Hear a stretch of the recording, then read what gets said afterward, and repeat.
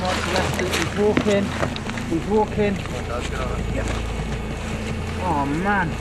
The Taliban is a bit of a it's more of a ghost really than an actual sort of entity, because you can't tell if it's Taliban or if it's just somebody pissed off at the fact that you're on their land, or it could just be a farmer taking pot shots at you.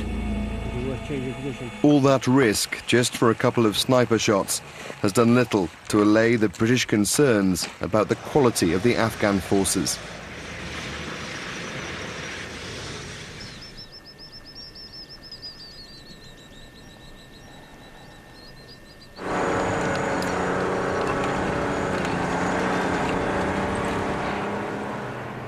At dawn, the Afghan army patrol the district themselves. They're much further on in training than the police, but they're still learning. How old are you? How old are you? They're following Captain Duncan Forbes, the only Marine who travels with them. Are you trying to turn them into the British Army? Absolutely not. This would not work. You know, these are not model British soldiers. These are guys who come from a variety of backgrounds all around the country, who are trained to be soldiers in an Afghan model. Do you think you're here for good reason? Yes, I do. Yeah, what is it specifically? What's the key thing? If someone came to your pub and said, it's all rubbish, you shouldn't be here. If you look around you right now, all around this village we've just been through, the Taliban have basically destroyed this village. They've threatened the farmers, they've had to move out of the area, and we're here to put these people back on their feet. And it's going to happen? I hope so. How long will it be before the Afghan National Army no longer needs British help? نیاز به اینا به نظر خود ما کمی در کم باید 6 سال 7 سال دیگه بمانه.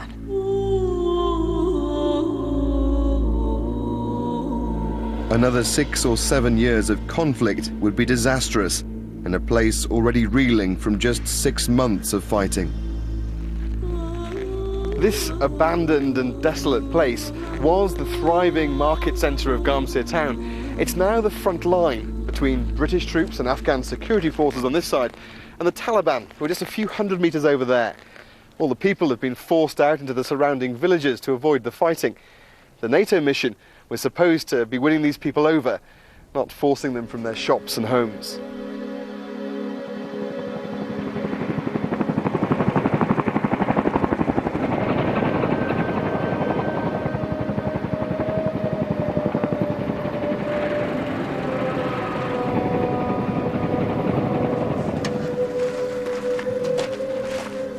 After 10 hours wandering the desert, searching for British forces, the town elders, angry their villages are being bombed, demand a meeting. It's a real opportunity for the British to explain what they're trying to do. They fly in a colonel to see if the elders can help broker a peace deal.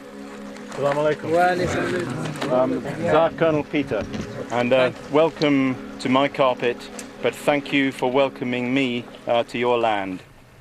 I hope we can persuade some of those Taliban and the people of Afghanistan to support the government here.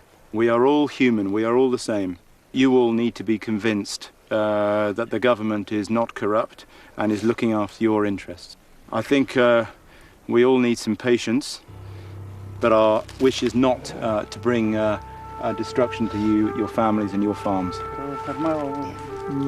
موږ هم دغه د زابر د غاړې دې خواته په دغه ځای کې پراته یو چې تاسې په ورځ ټانګانو موټر راوستل هلته مو ودرول د یې خوا هغه ګولۍ سوې د دې خوا دا ګولۍ نو بالا دا مرمۍ هم راتلې په موږ کې موږ راتلې لورمه م ټپې سوله دوه م پسونه مړه سوله هغه سرای مو یوه بدنه دغه سوله دغه خلک چې موږ راغلي هر یو دغسې ټپې سوی دا زابر سر خبره رم څه مشکل ته راغلي 15 ټپاله زموږ کور خالي شوی داخلي ته سره له تلاشي مو نه بس څو نه مرګ که بس کله راغلي دغه لپاره چې مقصد دلته دا تاسو چې راسئ طالبانو مو ورته چیرې دوی دلته راسي نو موږ دا څه پر کلي به ټکان کړو دا څه کلي په مبار کې دوی ولې څه کلي ته راځي.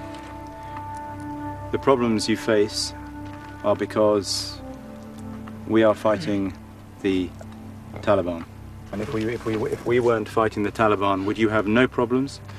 دا مشکل ولې نه لرو کوم وخت چې تاسې نه واست دا طالبان و بیا موږ ځوان نه پرېښو بیا ولو بیا تلو په شمال کې جنګولو نور اقتصاد مو کم سو په دغه 3 کاله چې دوی راله افغانستان د مځکې ووسو موږ دا نه غواړو چې خو دغه غواړو چې پر موږ قراري وسایي. Now we understand your situation better. We can be more careful about how we use our force. And we have some gifts for you. But apart from exchanging words and presents, radios and turbines, so far little has been achieved. We're in a bit of a catch-22 situation. The villagers want us to defeat the Taliban, but they don't want what might come with that effort. And the Taliban very cynically exploit that difficulty because there is no moral equivalence between the Taliban and us. We would never do that to them. We don't seek to fight from amongst the houses to get them to attack us. As long as there's no peace, the Afghan security forces have to hold the town themselves, with constant British help.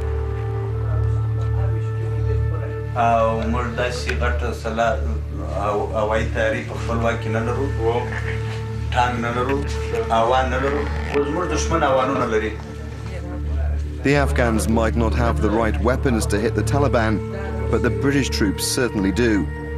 Up on the roof, using thermal imaging, Jason's men have seen some movement. Okay, I'm going to have these. Charlie 1, fire in there. Fire in.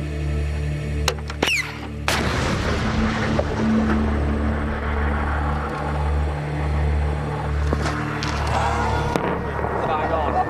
That was fucking bang on, mate. Fucking good hours. Nose up.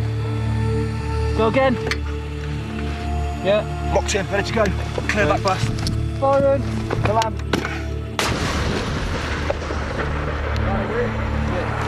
Spot on. That was bang on, Ben. He was running off. Fucking dancer.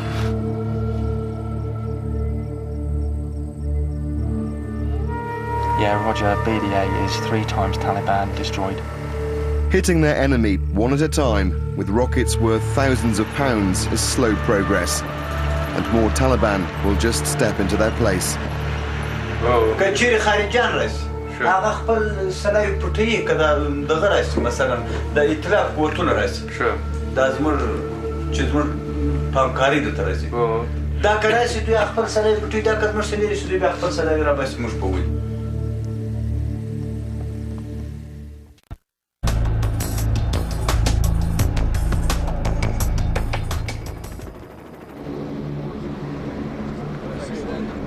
There's no proof the international forces are winning what's so much more than just a military campaign. Even other NATO countries are balking at the fight. We can make it secure for a year, a couple of years, move back out. It's never going to, I don't think, stop the situation. Something else will come in and it just kick off again. It's just literally plundered out here. It is. When we got back to Camp Bastion, Tony Blair arrived to meet the troops, and he heard more than he'd bargained for. I mean, just tell me, what sort of thing will you be using it against? Lot of houses at the minute. The same dilemma, but today's emphasis is more military victory than hearts and minds. The people that we're fighting want to fight us back. And the only way we're going to beat them is to have the determination and the courage and the absolute will to make sure that however much they fight us, we're prepared to stand up to them, fight them back and defeat them. Here, in this extraordinary piece of desert, is where the future in the early 21st century of the world's security is going to be played out.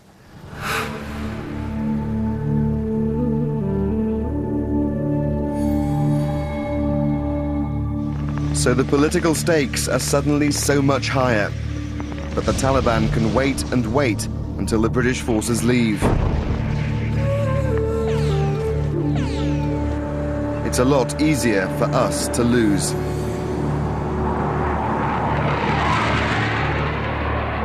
The big test will be how strongly the Taliban hit back in the spring, the traditional start of the fighting season. I don't want to sound as if, I know this country's doomed.